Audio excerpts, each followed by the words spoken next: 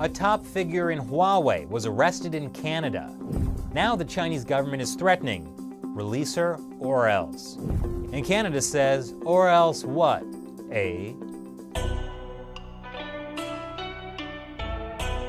Welcome back to China Uncensored. I'm Chris Chappell. This is Meng Wanzhou. She's the chief financial officer of China's biggest private company, Huawei.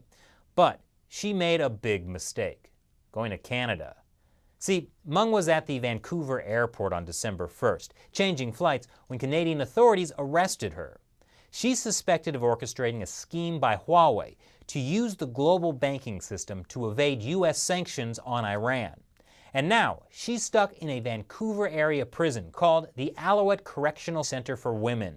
The Alouette is a dangerous place.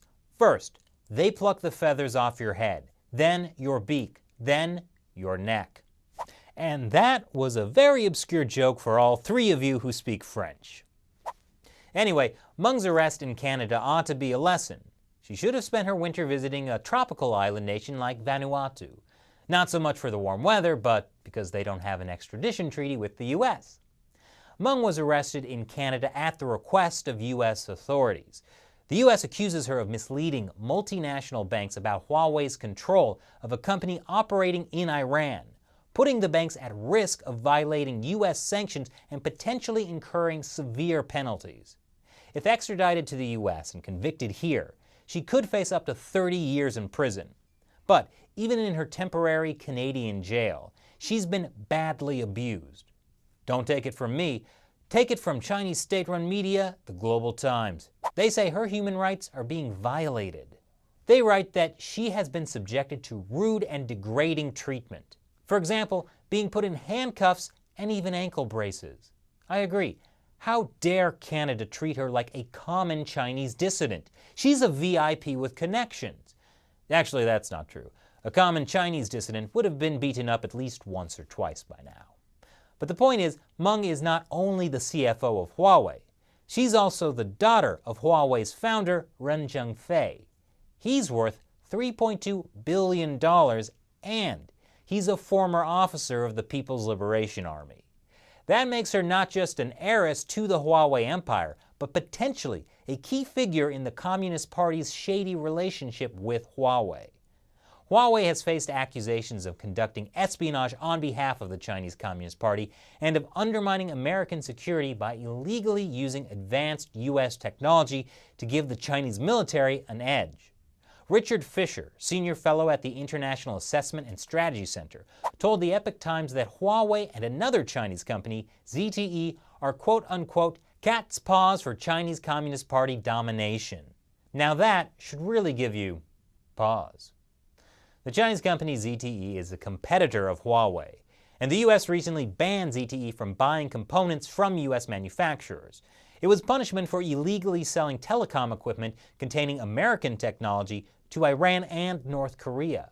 And Huawei could soon face similar sanctions, because it's also under investigation by the U.S. Justice Department for violating Iran's sanctions.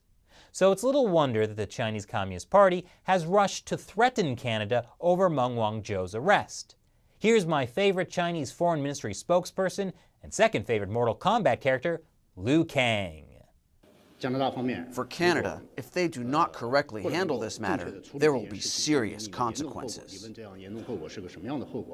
Then things got weird. You asked what kind of serious consequences would these be? I can tell you in one sentence. It is totally up to Canada. Totally up to Canada? Isn't that a bit like putting a convict in charge of their own sentencing? Your Honor, for all the grievous crimes I've committed, I hereby sentence myself to total freedom and a six-pack of beer. And can you really count on Canada for self-discipline? I mean, it is the country that just legalized marijuana. And its Prime Minister, Justin Trudeau, is nicknamed the Shiny Pony. Seriously, he got that name in 2012 when he fought a Canadian senator at a charity boxing match. Justin Trudeau! He's wearing liberal red, of course. I call him the Shiny Pony. He looks like he's in some sort of Zen yoga trance. Which, let's face it, was really a chance to show off his tattoo. So can you really count on Canada's Prime Minister to read between the lines of China's "it's totally up to you" threat? Clearly, you can't. Shiny Pony did not get the hint. He told the press that he wasn't going to do any political favors to get Miss Meng out of jail. I can assure everyone that we are a country of an independent judiciary, and the appropriate authorities took the decisions in this case without any political involvement or interference, as must be the case. This is something maybe China's authorities don't understand. But Canada, yes, Canada, does have rule of law. The Prime Minister or a minister cannot phone the judge to tell them to release the person. So what China is demanding under our rule of law, under our system, is not a doable thing. That having been said, China certainly has the means to inflict pain on the relationship with Canada.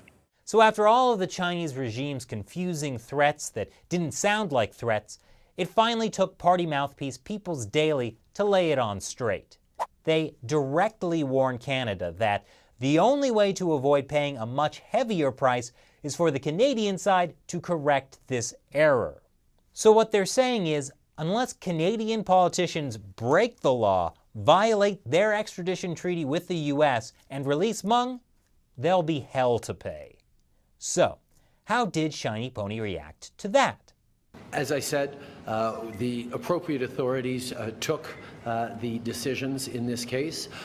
We were advised by them with a few days' notice that this was in the works, but of course there was no engagement or involvement in the political level in this decision, because we respect the independence of our judicial processes.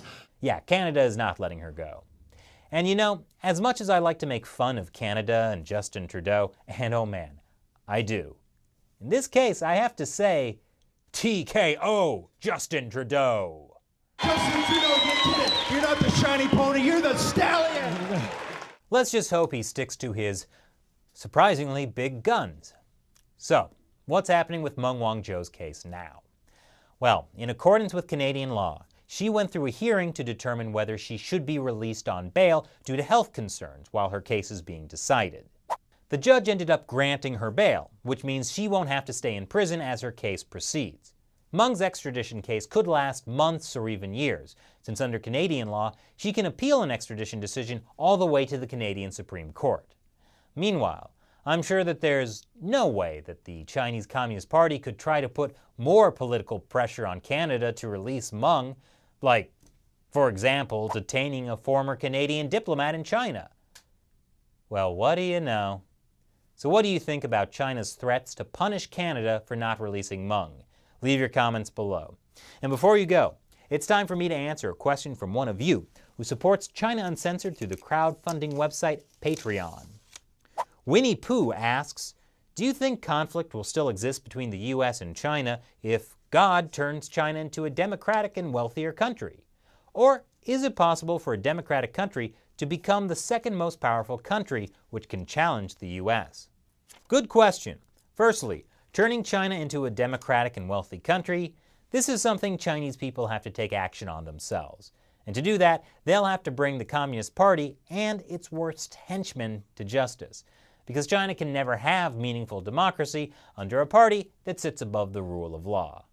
If China does eventually become a country with democracy and rule of law and wealth, would we have a conflict? Well, there might be disagreements. It's normal not to see eye to eye on every issue with every country, even our allies. This is why each leader needs to continuously forge bonds and sometimes renegotiate treaties. But it's pretty rare for democracies to go to war against other democracies. So I think that once China ditches the Communist Party and establishes rule of law, it will be on its way to real prosperity and will potentially be a long-term ally of the US. It's pretty clear that we're capable of being allies with big countries like India, wealthy countries like Japan, and Chinese democracies like Taiwan. Thanks for your question, Winnie Pooh. Wait, you're not... couldn't be. And for everyone else, do you want to help us make more episodes of China Uncensored? Please support our growth by pledging $1 or more per episode. Go to patreon.com/China Uncensored. The link is below. Once again, I'm Chris Chappell. Thanks for watching China Uncensored. You know, sometimes I feel like I could make an entire show of just directly reading Chinese state-run media out loud. For example, the recent People's Daily article. To arrest someone without offering a clear reason is an undisguised infringement upon the human rights of that person. The Canadian side, even though there had not been a trial and a determination of guilt, went entirely against the spirit of the law, choosing to infer guilt and placing the person in handcuffs and fetters. To treat a Chinese citizen like a serious criminal, to roughly trample their basic human rights, and to dishonor their dignity, how is this the method of a civilized country? How can this not make people furious? Yes, how can a government that tramples on the basic human rights of Chinese citizens not make people furious? Good question, People's Daily.